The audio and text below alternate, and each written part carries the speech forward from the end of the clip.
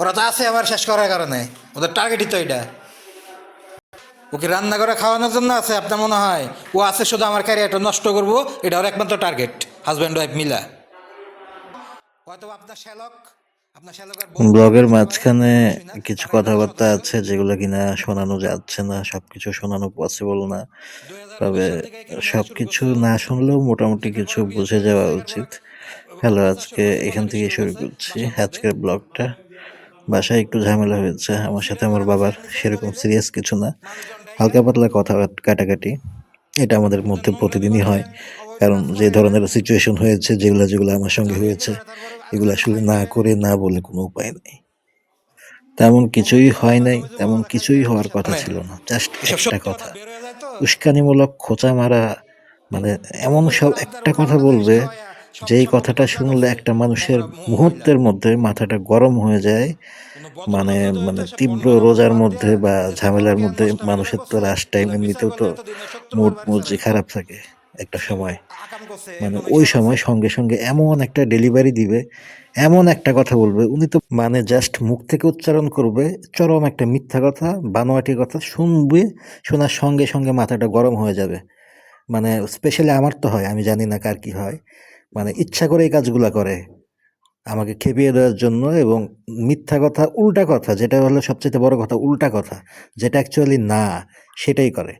এটা করার কারণ হচ্ছে আমাকে দমিয়ে রাখা, আমাকে ট্রল করা, আমাকে হিট করা, আমাকে মানে আহ, মানসিকভাবে ভেঙে দেওয়া। মানে আমি যেন আর কোনো কিছু করতে না পারি, বলতে না পারি, বা কোনো সুযোগ না পাই। মানে আমাকে ইচ্ছা করে ট্রলিং করা, বুলিং করা, হ্যারাসমেন্ট করা, সাধারণ দিনের মধ্যে, ভালো দিনের মধ্যে কোনো রকম কোনো ঝামেলাও হয় নাই। মানে হুদাই আমাকে একটা কিছু বলে আমাকে দমিয়ে রাখবে, এটা হচ্ছে তাদের টার্গেট। মানে স্পেশালি এটা আমার বাবার একটা পৈশাচিক মজা। এটা শুধু আমার সাথে না, এটা আমার মায়ের সাথেও করছে সে। তার খারাপ দিক বলতে গেলে শুধু এই একটাই জীবনে, আর কোনো খারাপ দিক নাই। এটা আমি বারবার বললাম যে তার কোনো খারাপ দিক নাই। সে দুর্বল একটা জিনিসে হুদাই খোঁচা মারতে পারে, এটা করে সে রোজার মজা পায়। মধ্যে বা ঝামেলার মধ্যে মানুষের তো রাশ টাইম এমনিতেও তো মুড যে খারাপ থাকে একটা সময়। মানে ওই সময় সঙ্গে সঙ্গে এমন একটা ডেলিভারি দিবে, এমন একটা কথা বলবে, উনি তো বললামই যে উনি অনেক ভালো মানুষ, উনার মতো ভালো মানুষ পৃথিবীতে নাই। উনি বেশি কিছু বলে না, উনি বেশি কিছু করে না, উনি জাস্ট একটা কথা বলে।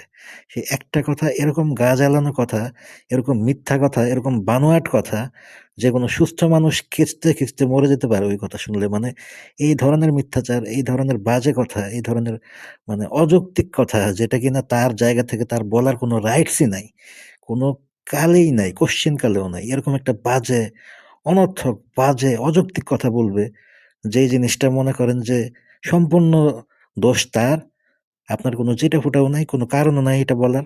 শুধুই একটা কথা বলবো, বলার দরকার বলবো, বলে দিলাম, ব্যাস, এবার তুই জ্বল, এবার তুই তোর আগুনে জ্বলবি। তার ডেলিভারিটা হচ্ছে এরকম। আমি আর কিচ্ছু করব না, আমি জাস্ট একটা কথা বললাম, এবার তুই নিজে মরে যাবি রাগে। এই ধরনের একটা সিচুয়েশন সে ক্রিয়েট করবে। এটা তার পুরনো অভ্যাস।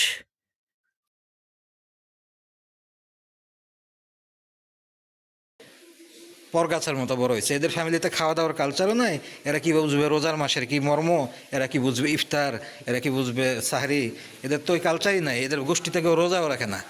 এরা হচ্ছে সব পীর মাজার ভান্ডারি, এদের ফ্যামিলি থেকেও রোজা রাখে না তো। এদের ফ্যামিলির ভেতরে রোজা রমজান নাই। যে আগে ওর মা এখানে সোফার মধ্যে পড়ে থাকতো, এখানে ঘুমাইতো, যে গুটকা খায় না গুল খায়, এই গুটকা খাইতো শুয়ে শুয়ে, এগুলো খাইয়া এখানে পড়ে থাকতো আজানের সময়। 1 বছর পরে ছিল বাসায়। এদের ফ্যামিলির মধ্যে গোষ্ঠীর মধ্যে কোনো ইয়ে নাই, শুধু আছে যে লেবার মিস্ত্রি আছে। এই যে লেবার মিস্ত্রির নমুনা দেখতে চান, এই যে মই কিনছে কত টাকা দিয়ে, মই কিনে রাখছে কেন? ওনার ফ্যামিলির মধ্যে লেবার মিস্ত্রি বেশি। উনি দিনের মধ্যে 70 বার মেন সুইচ অন করে। সেদিন রাত্রেও ইলেকট্রিসিটি ছিল না, এই যে মেন সুইচ খুলে দিনের মধ্যে 20 বার খোঁচাখুচি করে, কারণ 14 গোষ্ঠী জাত ভরা শুধু মিস্ত্রি কষাই মুচি। এই জন্য তার কাছে মই বেশি ইম্পর্ট্যান্ট। মই দিয়ে সে উপরে উঠে প্রতিদিন, তারপর ওই জায়গার লাইন খুলে, অমুক জায়গার সুইচ খুলে, এই ধরনের মেকারি কেরামতি সারাদিন করার উপরে আছে। মাসের ভিতরে যে কতবার আমার ইলেকট্রিসিটি বন্ধ হয় আমার রুমের, তার কোনো হিসাব নাই।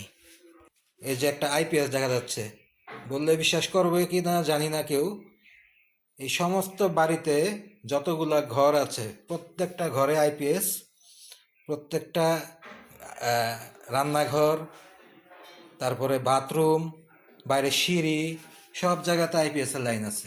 এমনকি বাইরের লাইট পর্যন্ত আছে, শুধু 2টা রুমে আইপিএস নাই। আমার বাবার ফেরাউন পুত্র, ফেরাউন সাহেব, উনি শুধু 2টা রুমে আইপিএস দেয়নি, আমার রুম আর আমার বাবার রুম। এসব ভণ্ডামি করার জন্য, লোক শোনানোর জন্য শুধু এই বাসায় উনি থাকে। 2টা রুম বাদে পুরা বাড়িতে আইপিএস আছে ফেরাউন সাহেবের, শুধু বাবার ঘরে আর আমার ঘরে দেয়নি। অথচ এগুলো সংসারের টাকায় কেনা, আমাদের বাড়ি ভাড়া লুট করেই কিনছে এই মহিলা। এখন বলে যে তার বাবা বাড়ি থেকে দিছে, অথচ বিয়ের 6 বছরে আজও পর্যন্ত একটা পানির বোতল আনতে পারেনি সে হাতে করে।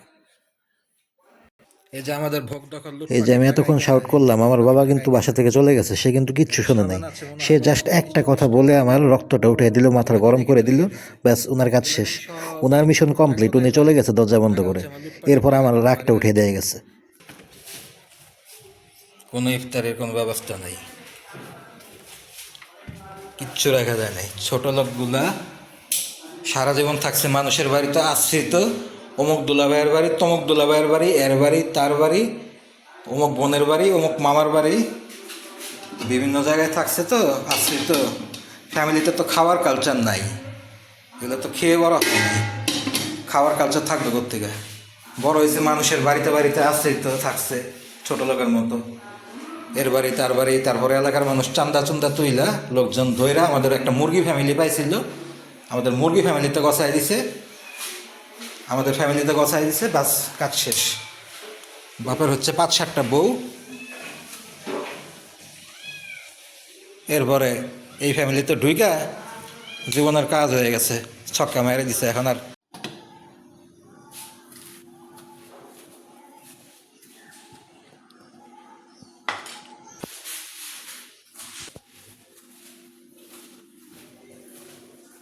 দুই দিন পরে পরে যাবে নগর ভ্রমণে, শহর ভ্রমণে, আর এগুলো করা লাগবে তখন আমার।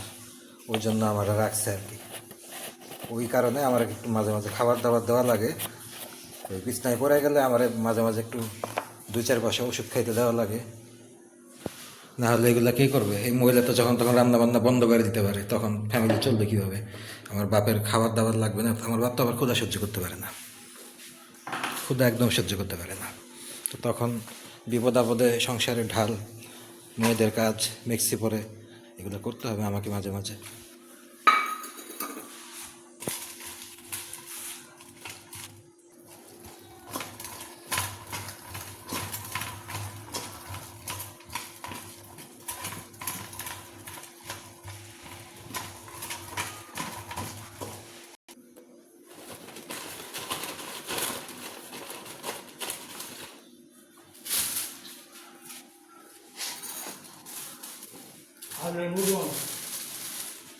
কে চপ কয়টা?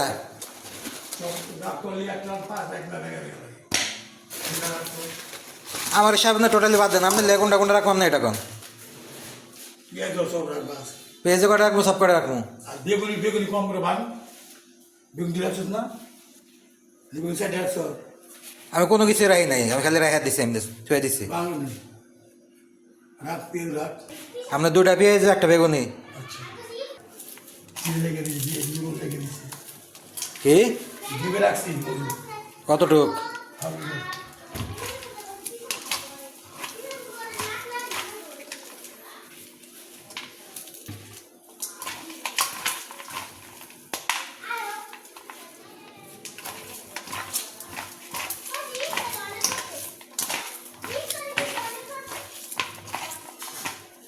বুট নাই নাকি?